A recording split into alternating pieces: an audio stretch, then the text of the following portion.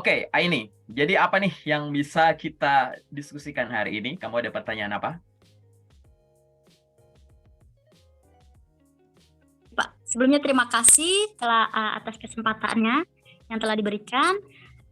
Saya tuh pengen banget tahu ya Pak ya, karena beberapa job portal untuk platform mencari kerja itu udah saya ikuti gitu.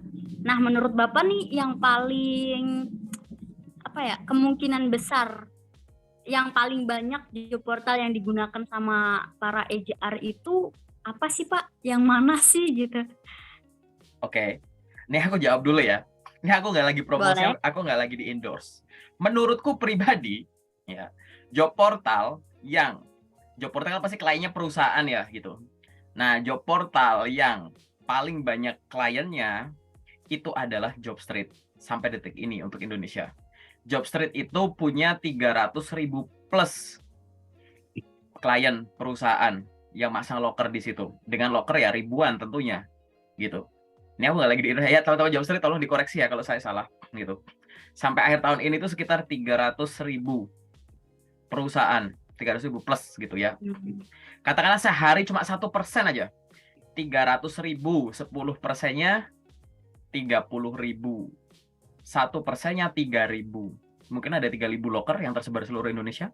Kalau setengah persennya aja udah 1.500 loker. Gitu-gitu ibaratnya. Jadi ya, kalau pertanyaannya itu boleh. Kenapa aku jawab ini? Ini boleh dijadikan pertimbangan kamu. Untuk apa? Aku akan berada di sudut pandang job seeker kamu dan orang-orang lain gitu ya. Bahwa mencari kerja itu sama kayak ngerjain soal. Kalau waktumu terbatas, kerjakan yang termudah dulu.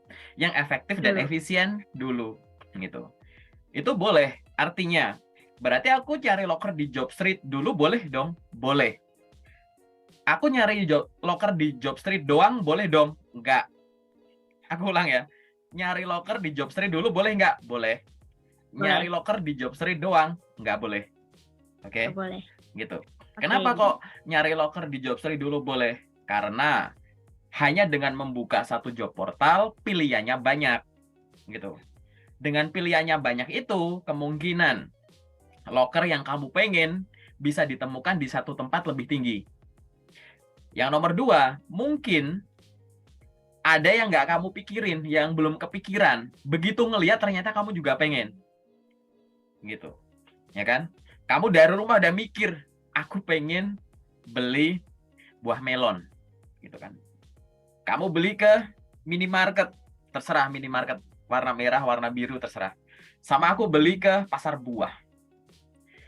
Begitu sampai minimarket, oke, aku beli melon. Sama roti tawar kali ya, sama mie instan kali ya gitu. Jadi kadang tuh kayak gitu, enaknya kamu ada di satu tempat yang isinya banyak produk. Anggap aja kan perusahaan loker itu kan produknya. Jadi kadang tuh yang kita pengen ada, ya kan? Dan ada yang nggak kita pengen tuh juga akhirnya jadi pengen gitu. Jadi oh ya sebenarnya aku pengen ini, cuman aku kayak gitu. Untungnya itu ya. Jadi akan lebih efektif. Yang kedua, job portal tuh efektifnya itu karena apa? Karena loker itu 24 jam ada. Jadi kalau kamu menerapkan teori bahwa strategiku adalah mengirimkan lamaran cuma di hari kerja dan jam kerja, boleh nggak? Boleh menerapkan itu. Tapi kalau itu diterapkan untuk job portal, boleh nggak? Nggak. Ya kalau kamu ngelakuin nggak apa-apa ya, kalau aku nggak. Karena job portal tidak memberlakukan sistem kayak begitu. Job portal tuh nggak pakai sistem window waktu. Jadi kalau kamu punya strategi bahwa aku akan mengirimkan lamaran cuma di hari kerja, di jam kerja, ya terapkan di email, terapkan di Google Form misal gitu. Tapi paling banyak email sih, gitu. Tapi kalau lewat job portal, kamu ngirim lamaran cuma di jam kerja, hari kerja, rugi kamu, gitu. Karena bahkan tengah malam pun, ini nanti ya tengah malam, buka aja tadi Jobstreet misalkan. Websitenya bisa diakses nggak? Kan nggak ada push notification gitu ya. Mohon maaf, ini waktunya tidur, dilarang ngelamar kerja. Nggak ada tulisan begitu kan ya gitu. Jadi boleh. Karena mereka sistemnya tuh begitu kamu apply, informasi yang ada di CV dan ada di profilmu yang lengkap, akan dicocokkan dengan kualifikasi lokernya. Kalau korelasinya tinggi, ini dalam tanda kutip, ini sistem ATS tuh kayak begitu. Dengan korelasinya tinggi, maka punyamu akan ada di urutan teratas, which is pakai sistem perankingan. Nah, ranking teratas akan muncul di sistem rekomendasi tampilan job street-nya recruiter. Anda nyari orang kayak gini, nih, misalkan kayak sekian rekomendasi pertama, ini gitu. Jadi dia nggak pakai sistem window waktu. Makanya itu termasuk apa? Ya itu bikin efektif karena kapanpun, dimanapun, ya kan, ada versi webnya, ada versi mobile-nya, bisa tinggal klik. Balik lagi, dari sisi waktunya gampang, kedua dari sisi tinggal kliknya. Karena CV-nya satu, tapi profilnya kan udah kamu lengkapin. Jadi nanti informasi akan nyedot dari sana. Paling yang variasi adalah 300 kata buat kamu promosi. 300 kata lagi 300 karakter buat kamu promosi diri kalau kamu apply lah Jobstreet. Dan diterapkan di job portal lain, aturannya gimana terserah ngikutin. Itu ya. Itu yang bikin efektif juga gitu. Jadi lakukanlah itu lebih dulu. Dengan kenapa tadi aku bilang bahwa apply lewat job portal dulu boleh, tapi kalau job portal aja nggak boleh. Karena banyak loker yang tidak di-share di job portal. Ada loker begitu rilis, dia nyebar kemana-mana. Ada loker yang cuma dirilis di websitenya aja, gitu. Ya kan? Ada loker yang ya ini misalkan kayak rekrutmen bersama gitu. Dia kan ngarah ke satu titik, walaupun infonya nyebar kemana-mana ya kan? Iya betul. Kayak gitu. Dan loker-loker lain, gitu. Karena nanti kalau akhirnya kamu cuma mantau itu doang, takutnya ada yang cocok dengan kemampuan kamu, dengan keinginan kamu yang dirilis di tempat sebelah, di lapak sebelah, kamu nggak dapet info. Oke? Jadi itu yang harus dilakukan. Nah, buat aku, kamu jangan terpaku pada, oh, job portal itu paling banyak penghuninya itu Jobstreet. Ini menurutku ya, barangkali salah. Akhirnya kamu merasa, ya udah aku punya job portal satu aja, yang lain nggak usah. Menurutku sih no. Ya, aku akan menyarankan coba juga punya di tempat lain. Biar apa? Kamu punya pembanding. Daripada kamu bandingin website sama job portal, mending kamu bandingin job portal satu dan job portal lain. Gitu. Oh, kalau loker yang tipe kayak gini tuh cocoknya di job portal sini, yang di sini dikit. Oh, kalau loker yang kayak begini tuh cuma ada di sini. Oh, kalau cari loker lokal di kota ini aja malah lebih banyak di sana daripada di sini. Oh, di sana ternyata lokernya jarang update, di sini banyak. Oh, kalau di sana lokernya slow respon, di sini gini. Oh, di sana lokernya lebih banyak penipuan daripada di sana, gitu-gitu. Journey semacam ini tuh harus dialami gitu. Dilakukan dulu. Oh, ternyata fiturnya lebih banyak bla bla bla bla gitu. Buat apa? Buat cerita. Cerita ke siapa? Ya, suatu saat kamu ada di posisiku di mana kamu harus ngajarin orang, ya kan? Gitu. Nah, ngajarin itu tadi harus mainin journey. Oke? Dan yang terakhir adalah kalau nggak tahu nanya. Oke, itu aja. Oke, sementara itu penjelasan generalnya ya. Nah, ini ya. Oke, ada pertanyaan lagi nggak atau tanggapan nggak apa itu? Oke, ada lagi Pak. Di job portal Jobstreet itu sebelum kita mengirim lamaran itu kan pasti yang dikatakan tadi Bapak ada 300 kata untuk mempromosikan diri. Nah, itu tuh semacam summary yang ada di CV atau sebaiknya dibedakan atau sebaiknya disamakan dengan CV atau gimana, Pak? Oke, aku itu bukan itu 300 kata ya. Aku lupa ya, nanti dicek ya 300 kata apa 300 karakter ya gitu. Pokoknya yang 300 itulah ya gitu. Jadi, pertanyaanmu bagus. Isi dari kolom itu adalah gabungan antara summary CV dan kualifikasi lokernya. Kalau kebetulan summary CV-mu menyebut kata-kata kunci yang memang sudah disebut di lokernya, ibaratnya itu tinggal kamu modif dikit aja masukin, ya kan? Tapi kalau ada suatu yang nggak disebut di summary CV-mu padahal di kualifikasi sebut, maka di situ harus ada. Misalkan kualifikasi di situ, pria atau wanita, ya kamu nggak usah sebut saya wanita, nggak usah gitu, ya kan? Pendidikan minimal D3, kamu langsung sebut di situ. Lulusan S1 ini dengan IPK minimal 3 dengan IPK 4 misal gitu. Di kualifikasi fasih berbahasa Inggris, mampu berbahasa Inggris minimal pasif, kamu langsung sebut di situ. Aktif berbahasa Inggris dalam kurung TOEFL berapa gitu, 600 misal gitu, ya kan? Memiliki pengalaman minimum 1 tahun di bidang marketing, langsung dibalas di situ. Memiliki pengalaman marketing selama 5 tahun gitu, kan kejawab semua, kamu lampaui semua itu gitu. Kalau kebetulan memang di summary CV-mu semacam itu, ya tinggal dimodif dikit, karena kan summary CV biasanya karakternya lebih banyak kan daripada yang di kolom itu kan.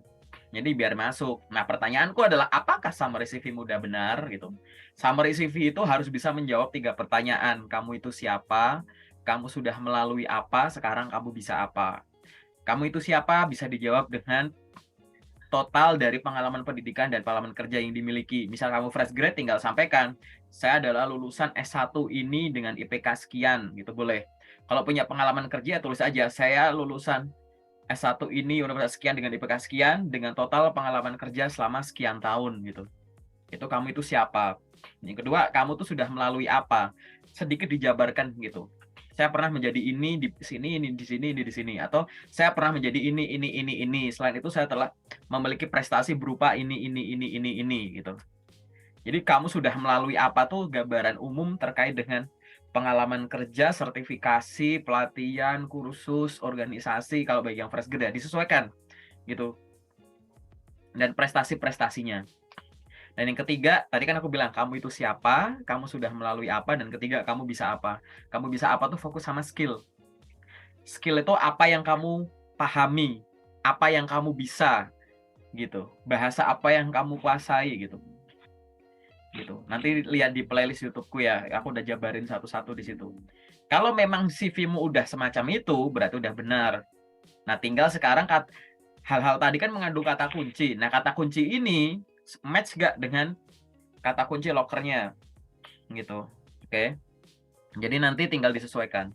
Jadi jawaban singkatnya gabungan ya. Pastikan kata kunci yang ada di loker itu kamu miliki dan kuasai dan ditulis di situ. Oke. Oke, terima kasih Pak. Ya, kamu kenapa goyang-goyang? Ini lagi ngambil CV Pak. Ngambil CV. Ngambil berkas CV, berkas-berkas saya. Menyamakan dengan yang disebutkan tadi sama Bapak. Jadi saya ngecek CV saya. Ya diingat-ingat aja gitu. Kalau buat aku sih ini aku intip bentar nih. Seret, oke lah. Masih bisa. Aku masih sebut oke ya itu ya. Gitu. Oke, masih oke. Ada lagi nggak pertanyaan apa gitu? Secara umum. Untuk masih itu Pak, masih tentang summary buat job street tadi, itu sebaiknya pakai bahasa Inggris apa bahasa Indonesia ya? Misalkan di job streetnya itu kualifikasinya disebutkan dengan pakai bahasa Inggris semua gitu. Apakah menulis nanti kita untuk apply-nya pakai bahasa Inggris juga atau cukup pakai bahasa Indonesia aja? Sebaiknya itu seperti apa Pak? Oke, menarik ya pertanyaannya. Jadi kalau memang gini. Ini tuh sebenarnya sama kayak kamu nulis CV, tapi ini lebih kayak kamu nyesuaiin ke lokernya aja. Kalau lokernya itu memang gini, biasanya aku akan sampaikan gini, gunakan bahasa yang diminta secara langsung. Tapi kan kalau info loker kayak gitu kan mungkin nggak ada permintaan bahasa ya. Ini sama kayak penentuan bahasa di CV, gitu. Jadi urutan teratas adalah gunakanlah bahasa sesuai yang diminta, kalau memang diminta secara langsung. Itu nomor 1. Yang kedua, kalau nggak ada peluang ke sana, lihat peluang apa? Mempromosikan kemampuan bahasa asingmu. Ada nggak peluang di sana? Contoh, lokernya pakai bahasa Indonesia, kualifikasinya minimum bahasa Inggris pasif. Bukankah lebih menarik kalau kamu nulisnya juga pakai bahasa Inggris gitu? Karena kan memang yang diminta bisa bahasa Inggris minimal pasif. Nah ini artinya kamu nggak minimal tuh gitu. Ya, jadi gunakan bahasa sesuai yang diminta. Kalau nggak ada, gunakan bahasa untuk kamu pamerin gitu. Kalau kamu nggak ngelihat ada celah pamer, nomor 3, gunakan bahasa yang setara. Loker Indonesia, ya Indonesia, Inggris. Tapi misal udah sampai level 3 nih, lokernya bahasa Inggris, setaranya bahasa Inggris. Tapi aku nggak bisa. Tapi ini loker aku paham, tapi aku nggak bisa nulis bahasa Inggris. Nah, urutan terakhir, gunakan bahasa yang kamu bisa dan terbiasa. Gitu. Jadi penggunaan bahasa tuh ngelihatnya gitu.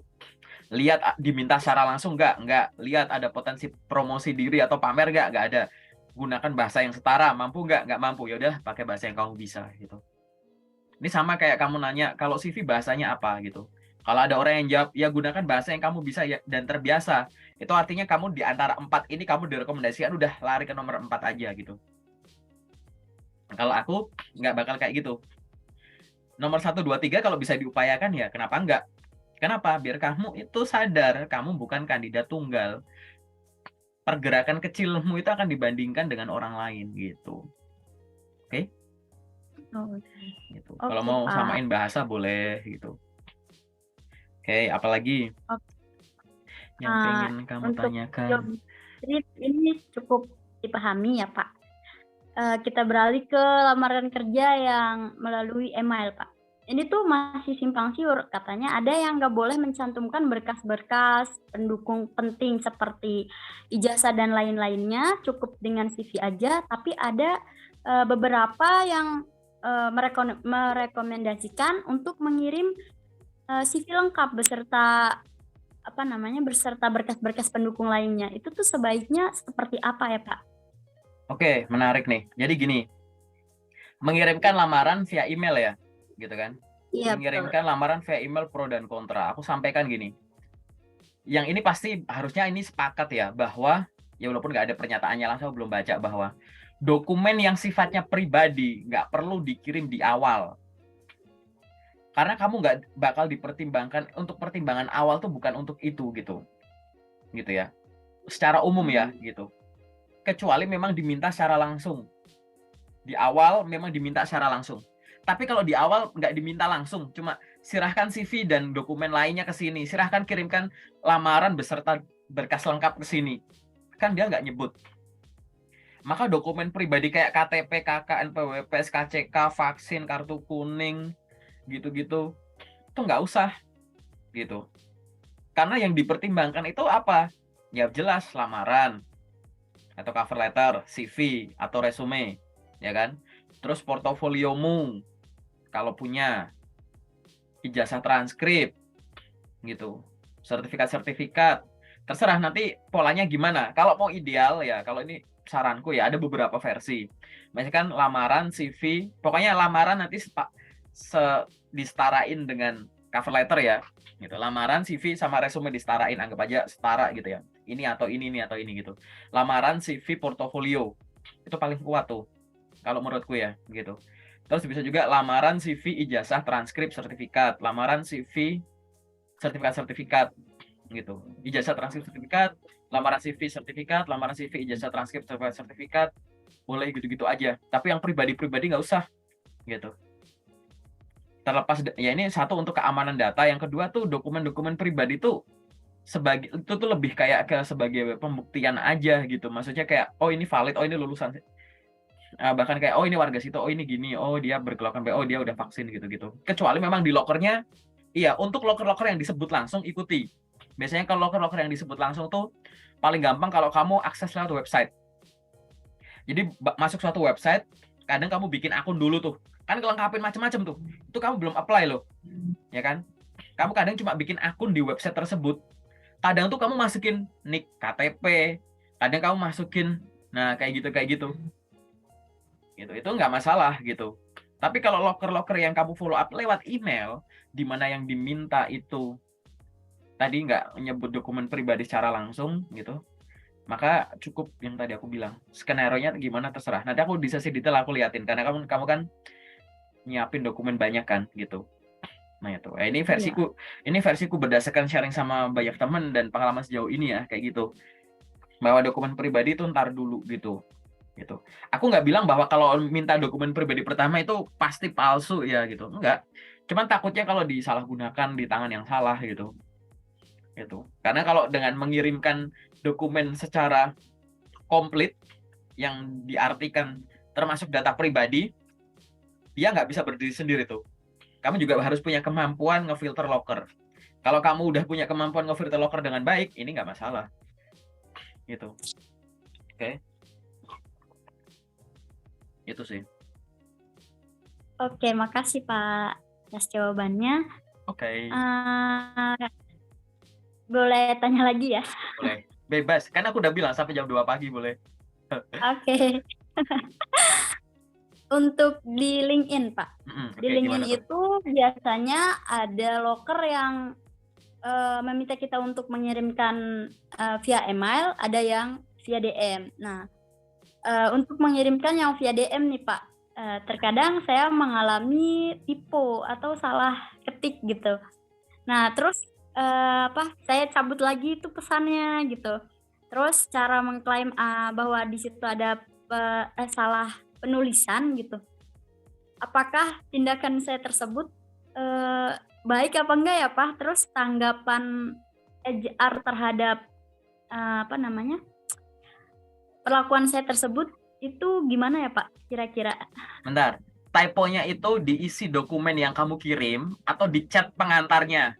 Bukan, di kata pengantarnya itu, Pak. Berarti waktu ngechat gitu. Iya, Selamat malam Bu. Maaf ini Pak ya gitu misalkan. Kamu tarik terus baru selamat malam iya, Pak gitu. Gitu misal. iya, iya. Kayak gitu. Ya. Enggak, misalnya kayak gini. Tujuan saya dalam email ini, padahal saya kan ngirimnya di DM LinkedIn gitu. Itu tipenya di situ kadang. Oh. Ya, jawabannya adalah nggak apa-apa. Kamu tarik gitu, nggak apa-apa gitu. Ini secara teknik ya gitu. Kalau memang beliaunya nggak lagi aktif gitu. Maksudnya nggak lagi on. Waktu kamu ngirim, beliaunya nggak lagi on. Ya udah tarik aja nggak masalah kan. Kayak gitu. Gitu. Terus akhirnya nanti kalau ditarik terus dikoreksi, apakah kita perlu bilang mohon maaf Bu, barusan saya salah kirim. Bisa iya, bisa enggak, kondisional. Nanti kita praktekin, aku jelasin gimana. Oke? Oke. Kalau kayak gitu nggak apa-apa sebenarnya gitu. Karena kan bisa ditarik itu kan fitur yang disediakan oleh LinkedIn gitu. Ya kan? Gitu. Jadi kalau memang beliaunya belum baca ya kamu tahu beliaunya belum buka, belum baca ya nggak masalah kan gitu. Kalau beliaunya lagi on dan udah di read gitu, nah itu beda tuh gitu. Gitu. Sebenarnya itu kan fitur untuk mempermudah gitu. Kecuali yang typonya di dalam dokumennya ya gitu. Itu beda lagi tuh nanti perlakuannya. Oke? Nah, untuk Oke. mengantisipasi hal-hal semacam itu apa yang harus kamu lakukan? Biasanya aku akan nyaranin kamu standby notepad gitu kalau kamu lewat laptop. Jadi kamu dari email kopas dulu ke notepad, editnya di notepad. Jangan edit di kolom dari email kamu copy paste ke komentar, kamu bersin ngetek mencet enter klik kirim malahan misalkan gitu. Ya itu kan beresiko gitu. Itu cuma gara-gara Ya. bersin ya gitu. Jadi begitu udah sampai notepad atau word terserah, plototin baca satu-satu gitu. Oke, udah bener nih, udah baru copy paste ke komen, kirim kayak gitu. Oke, jangan sekali-sekali kayak gitu. Misalkan dari mana, kopas, kirim gitu. Sama kayak nulis email. Ngisi email itu dari bawah ke atas. Lampirin dokumennya dulu, baru body emailnya, baru judulnya, baru nanti email tujuannya. Kalau kamu udah di awal nulis email tujuannya, kamu nulis di sini tiba-tiba error, kesen pesan kosong nanti gimana? Gitu. Jadi ada hierarkinya gitu. Jadi kalau udah ini udah bener semua, oke bener ya. Emailnya kemana di sini, di CC ke siapa, CC ke sini. Oh ya udah ini email, CC-nya ke sini baru send gitu. Ini diisi dari bawah sama gitu. Ini ada strategi nulisnya. Oke. Gitu. Itu kan human error sih sebenarnya, lebih ke ketelitianmu sendiri gitu kan. Gitu. Iya. Nggak apa-apa jawabannya Oke, kalau terima kasih. ya, jawaban singkatnya satu kata doang loh. GPP. Nggak apa-apa. Nggak apa-apa. Ya, nggak GPP. ya gitu gitu. Nggak apa-apa gitu. Tapi ya penjelasannya gitu, jangan sering-sering gitu. Oke. Oke. Apalagi tuh yang pengen didiskusiin soal LinkedIn. Ini Coba sih aku buka LinkedIn-mu tentang ya. Coba apa? boleh. Ya enggak, ya nggak apa-apa, tanya aja dulu. Aku sambil lihat. Nanti tolong di-reviewin ya, Pak, apa Ya yang nanti, kurang, apa yang harus di dibenahi. sesi detail. Karena sesi detail kan komplit Oke, gitu. oke, Apalagi siap. apalagi. Ih, Ini, oke. Pak, tentang interview. Nah, pas di interview ini kita boleh nggak sih menawarkan diri untuk untuk diberikan kesempatan kontribusi di posisi lainnya gitu selain apa yang kita apply gitu, Pak. Ini di interview ya? Iya, di interview. Oke. 1, menawarkan diri itu boleh kalau kamu diminta. Atau diminta itu misalkan kalau ditawari lagi. Oke, Aini, ini setelah kita baca kayaknya kamu lebih cocok ke sini deh daripada ke sini. Gimana? Kamu mau nggak kalau nanti ini untuk ke posisi itu? Gitu. Silahkan jelaskan. Gitu. Mungkin nggak itu kamu gitu? Mungkin loh. Gitu. Jadi kamu ngelamar sebagai A, ya kan, ngerjain semua itu untuk posisi A, begitu interviewernya di tempat langsung nyebut bahwa kamu tuh kayaknya lebih cocok jadi B deh. Kamu nggak kalau nanti jadi B aja gitu. Itu coba disiapin. Aku gini, interview bisa kamu pelajari di channel YouTube-ku di playlist ya, playlist tes interview. Cuman untuk case-case begini belum aku bahas gitu. Nah, itu termasuk kamu boleh menyampaikan itu kalau ditanya, kalau diminta. Oke? Tapi kalau nggak diminta, maka jangan sampaikan itu walaupun terkadang tuh kayak keren. Kamu malah kayak nggak tegas dan nggak paham soal kamu tuh mau ngapain. Pernah dengar kalimat gini, saya ingin berkontribusi sebagai ini maupun posisi lain yang sesuai dengan kualifikasi saya. Saya bersedia untuk ditempatkan di mana saja di perusahaan ini sebagai apapun misalkan gitu. Dan bahasa-bahasa yang setara kayak gitulah, gitu. Gitu. Saya bersedia untuk bekerja sebagai ini di perusahaan ini atau posisi lain yang sesuai dengan kualifikasi saya. Itu kelihatannya kedengarannya keren. Tapi kamu nggak tahu kamu ngapain. Itu orang bingung gitu. Dikasih apapun mau gitu. Mau jadi OB di sini, mau jadi security di sini gitu misalkan. Nggak mau. Kalau mau ya terserah, misal contoh kayak gitu. Ini bukan meremehkan suatu posisi jabatan gitu ya. Mau jadi level direktur atau level staff biasa kayak gitu. Cuman masalahnya ini lebih kayak kamu nggak tahu dirimu sendiri, kamu mau ngapain, potensimu apa. Jangan-jangan dengan kayak gitu aja udah goyah, jangan-jangan kamu kepanggil nih juga bukan karena niat, kamu iseng-iseng berhadiah ngeklik gitu. Paham ya? Kayak gitu. Jadi kalimat tadi jangan dikeluarkan kalau memang nggak diminta gitu. Atau misalkan disuruh jelasin soal passion, boleh nggak keluar? Boleh. Passion saya soal ini. Saya berkeinginan untuk berkarir di bidang ini, atau ini. Itu kan termasuk poin yang secara halus meminta kamu menjelaskan kamu tuh ada passion di mana gitu kan. Rilis di situ nggak apa-apa, ya kan? Atau tadi pada saat interview ditanya, kamu kayaknya lebih cocok di sini, mau nggak gitu? Oh kamu bagus ya untuk jadi admin, tapi kita juga lagi butuh staff marketing nih, mau nggak kalau kamu jadi staff marketing? Kayak gitu. Kira-kira kamu bakal jawab gimana? Gitu. Oke, sambil dipikirin dulu ya itu ya. Gitu. Termasuk ini bahasa di CV. Jadi tadi aku bilang summary CV itu boleh menuliskan tadi ya, kamu siapa, kamu punya pengalaman apa, dan kamu bisa apa gitu. Tapi kadang kan orang juga ada yang menuliskan tujuan karirnya apa gitu. Nah, kalau memang tujuan karirmu jelas, sampaikan aja. Misalkan, saya ingin berkarir di bidang sales dan marketing. Titik. Atau saya ingin berkarir di bidang A, B, atau C. Titik. Titik aja. Jangan kasih koma. Saya ingin berkarir di bidang A, B, C, atau bidang lain yang sesuai kualifikasi saya. Kalau ada kalimat belakang itu kan artinya semua itu kamu pengen sebenarnya. Yang kamu jatuhin CV itu kamu pengen, ya nggak sih? Contoh, kamu doyan apel apa jeruk? Aku doyan apel. Tegas, gitu. Aku doyan jeruk, tegas. Aku doyan apel dan jeruk, tegas. Jangan kayak untuk buah-buahan, aku doyan apel maupun buah lain yang aku doyan. Atau buah apa yang kamu doyan? Kan tegas, aku doyan apel, jeruk, semangka, gitu kan? Tegas gitu loh. Daripada kamu bilang, aku doyan apel, jeruk, semangka, maupun buah-buah lain yang aku doyan. Aneh gak sih akhirnya jatuhnya?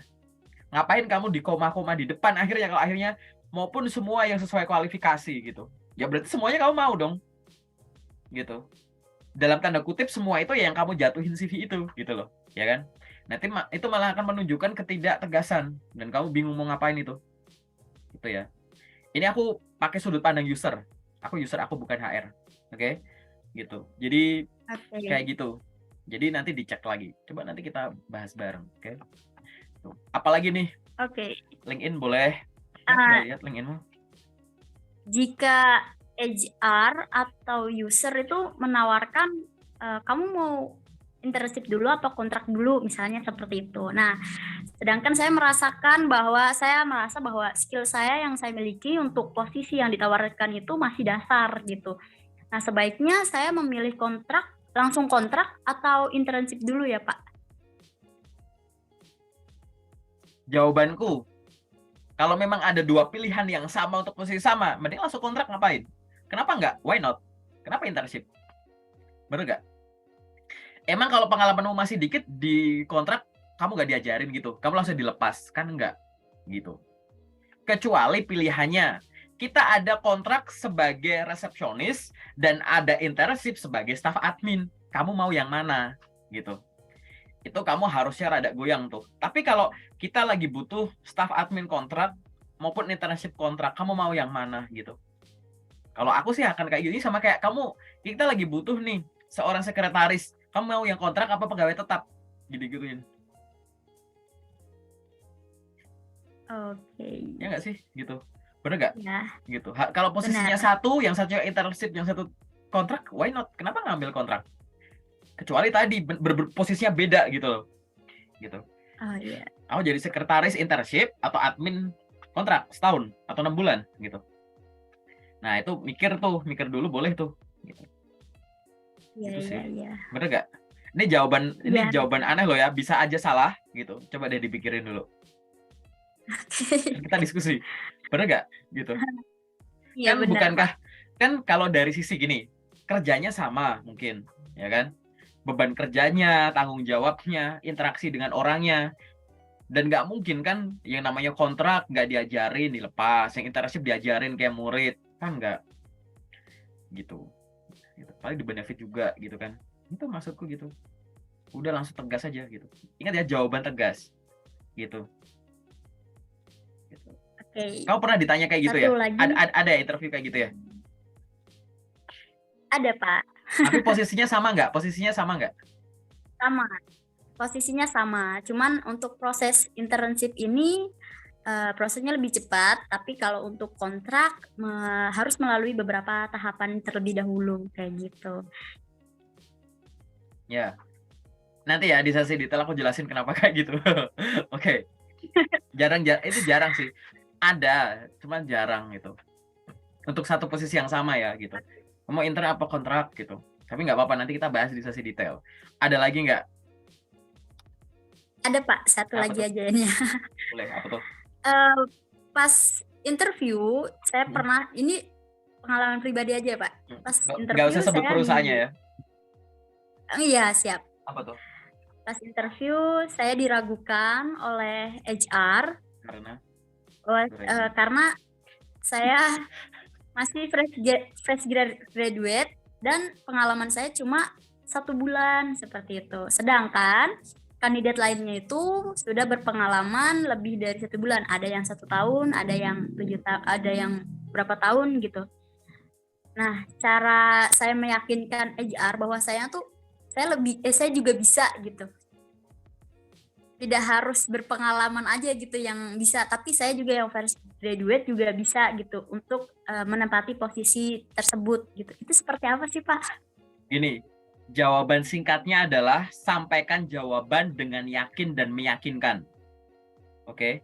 Jawaban yang yakin itu dari cara sikapmu, dari tatap matamu, bagaimana kamu menjawab, itu udah bisa kebaca. Orang yakin itu udah bisa kebaca dari sikap tubuh, bahkan sebelum ada satu kata pun yang keluar. Meyakinkan itu adalah dengan suara yang ya nanti dipelajari ya, teknik komunikasi untuk interview gitu ya. Dimana kamu tuh yakin. Keyakinannya tuh sudut pandangnya tuh seolah-olah gini. Nanti kamu tuh ingin menyampaikan bahwa memang pengalaman mereka itu lebih besar, lebih lama daripada saya. Tapi saya yang punya pengalaman pendek ini sudah melakukan hal sebanyak ini yang belum tentu mereka lakukan gitu. Jadi seolah-olah tuh kamu pengen kayak gitu. Yang Anda butuhkan orang yang berpengalaman selama setahun. Saya memang baru 8 bulan. Tapi dengan 8 bulan pengalaman, saya sudah pernah diberikan tanggung jawab sebesar ini dengan prestasi sebanyak ini yang belum tentu orang-orang dengan durasi lebih lama pernah mengalaminya dan bisa ada di titik itu. Jadi pada saat kamu ya dibuat ragu dari sisi durasi, maka tonjolkan achievement kamu dan skill kamu. gitu. Oke. Oke. Achievement kamu itu apa yang udah kamu lakukan yang sesuai dengan posisi, sebutkan angka-angka gitu. Jangan ragu memunculkan angka, sekian orang, sekian jumlah, sekian cabang, sekian rupiah gitu. Dan skill yang kamu kuasai khususnya yang technical skill dulu disampaikan. Saya memahami soal bidang ini, pembuatan ini itu, pengolahan ini itu, yang didukung dengan software ini itu, baru akhiri dengan soft skill. Dan saya adalah orang yang komunikatif yang mau belajar dengan siapa saja gitu misalkan. Nanti di sesi detail aku jelasin. Oke? Gitu ya. Oke. Kamu harus yakin dan meyakinkan. Cukup jelas ya di sini ya? Ya, cukup, Pak.